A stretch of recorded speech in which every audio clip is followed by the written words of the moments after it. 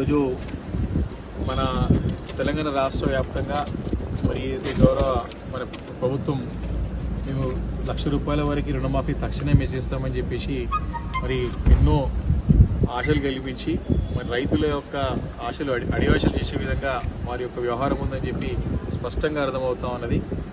రాష్ట్ర వ్యాప్తంగా రైతు బంధు అవుతున్నదో ప్రతి సంవత్సరం కూడా 2 కిస్తుల కింద 2 పర్యాలు ఇచ్చేటువంటి ఒక రైతు బంధుని మరి న్యాయబద్ధంగా మే జూన్లో రావాల్సినటువంటి ఒక రైతు బంధు ఈరోజు కూడా రాలేదు. ఎకరానికి మేము గతంలో 10,000 ఇస్తే 10,000 కాదు 15,000 చేస్తామని చెప్పేసి మరి మాట ఇచ్చిన ప్రభుత్వం ముఖ్యమంత్రి గారు రేవంత్ రెడ్డి గారు ఈరోజు రైతు బంధు డబ్బునంతా కూడా ఆపేసి మాకు సుమారు ఎకరాకి మరి 7,500 ఒక ఫస్ట్ ఇన్స్టాల్మెంట్ కింద మరి రెండో పంటకి ఇంకో 7,500 అంటే ₹15,000 ఇస్తామని చెప్పేసి మాట ఇచ్చి మాట తప్పి మరి ఆ రైతు బంధు సంబంధించిన రైతు బంధు పిండి రైతు భరోసా అని పేరు పెట్టుకున్నారు. రైతు భరోసా ఇంకా స్టార్టే కాలేదు. ఆ నిధులన్నిటి కూడా మళ్లించి ఈరోజు రైతు రుణమాఫీకి ఉపయోగిస్తూ రైతులను మోసం చేస్తూ ఉన్నారు, రైతులను నెట్టేట ముంచుతా ఉన్నారని చెప్పడానికి ఎలాంటి సందేహం లేదు.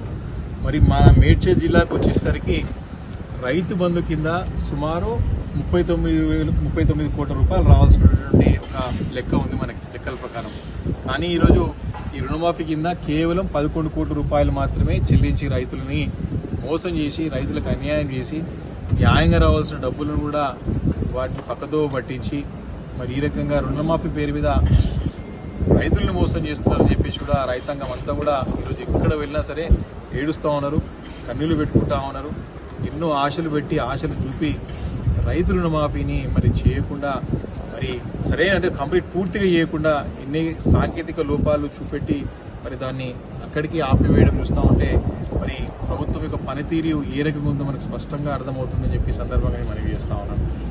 ముఖ్యంగా మరి నాట్లు వేసే టైంలో ఇవ్వాల్సినటువంటి రైతు బంధు ఉందో మరి ఓట్లు లేవని చెప్పేసి దీన్ని పోస్ట్పోన్ చేస్తూ ఉన్నారు రైతు బంధుని కూడా.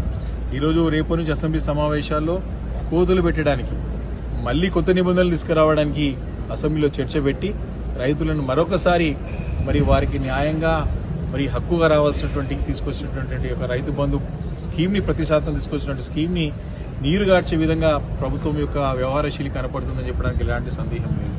కాబట్టి వ్యవసాయాన్ని పండగ చేసుకోవాలని చెప్పేసి ఆ రోజు కేసీఆర్ గారు కలలు కానీ ఆ కళలు నిజం చేసుకుంటూ మరి 10 సంవత్సరాలుగా రైతులకి ప్రోత్సహించే విధంగా వ్యవసాయ రంగాన్ని ఉత్సాహపరిచే విధంగా అందరూ కూడా దీనిలో భాగస్వాములు అయ్యే విధంగా ఎన్నో మంచి కార్యక్రమాలు తీసుకొచ్చి మరి తెలంగాణ రాష్ట్రం చూసినట్టయితే 2014కి 2024కి వరి ధాన్యాలు చూసినట్టయితే ఎక్కడో 300% పెంచినటువంటి మరి చరిత్ర రికార్డు మన తెలంగాణ రాష్ట్రానికి ఆ రోజు ఆ ప్రభుత్వం కేసీఆర్ గారి ప్రభుత్వానికి ఉందని చెప్పి మనవి చేస్తా ఉన్నాను. కానీ ఈరోజు ఆ వ్యవసాయాన్ని నీరుగార్చడానికి వారిని ప్రోత్సహించకుండా నిరుత్సాహపరచడానికి ఈరోజు ఎన్నో కఠినమైన నియమ నిబంధనలు తీసుకురావడానికి ప్రభుత్వం ప్రయత్నం చేస్తోంది. తప్పకుండా మేము అసెంబ్లీలో దాన్ని ఎండగడతాం, ఖచ్చితంగా ప్రభుత్వాన్ని నిలదీస్తాం.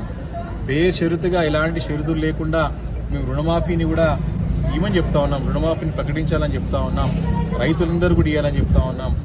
అదేవిధంగా రైతు భరోసా స్కీమ్ను కూడా నియమ నిబంధనలు పెట్టేసి నిజమైన రైతులకి అంటే ఎవరో ఒకరో ఇద్దరో 1% 2% ఉండొచ్చు కాక వారి పేరు పెట్టి వారి పేరు చూపెడుతూ మిగతా వారిని నిజమైన రైతులకి మోసం చేసే విధంగా వారి వ్యవహారం ఉంటుందని చెప్పడానికి ఎలాంటి సందేహం లేదని చెప్పి నేను మనవి చేస్తున్నాను. కాబట్టి ప్రభుత్వం ఇట్లా రైతు వ్యతిరేకంగా వ్యవహరిస్తూ ఉంది, రైతులను మోసం చేస్తూ ఉన్నది, రైతులపై ఎన్నో ఆశలు చూపించి అడియాశలు మరి కలిగే విధంగా చేసిందని చెప్పడానికి మరి నేను బాధపడతా ఉన్నాను. ఈరోజు తక్షణం ప్రభుత్వాన్ని కోరుతా ఉన్నాం, రుణమాఫీ ఏదైతే మీరు మాట ఇచ్చినదో మరి ఆ ఇచ్చిన మాట ప్రకారం ఎలాంటి నియమ నిబంధనలు లేకుండా ప్రతి ఒక్క రైతుకి వర్తించే విధంగా ప్రయత్నం చేయాలని చెప్పేసి కోరుతా ఉన్నాం. ఈరోజు కూడా మేము కలెక్టర్ గారికి కలిసినాం. సాంకేతికంగా ఉన్న లోపాలన్నింటినీ కూడా సరిదిద్ది తప్పకుండా వారి పరిధిలో ఉన్నటువంటి అన్నిటి కూడా పూర్తి చేసి ఇస్తాను కూడా వారు మాట ఇవ్వడం జరిగింది. కాబట్టి టెక్నికల్ ఇష్యూస్ ఏవైతున్నాయో కొన్ని తప్పులు దొరకడం, కొన్ని సరైన సమాచారం పైన పోక టెక్నికల్గా ప్రాబ్లమ్స్ వచ్చి ఆగిపోయినాయి, వాటన్నింటినీ కూడా సరిదిద్దుదామని చెప్పడం జరిగింది. కానీ మా డిమాండ్ ఏంటంటే ప్రభుత్వానికి మొత్తం మొత్తం కూడా ఇలాంటి నియమ నిబంధనలు లేకుండా 2 లక్షల లోపు ఉన్న రుణాలన్నింటినీ కూడా అన్కండిషనల్గా మాఫీ చేయాలని చెప్పేసి డిమాండ్ చేస్తాం.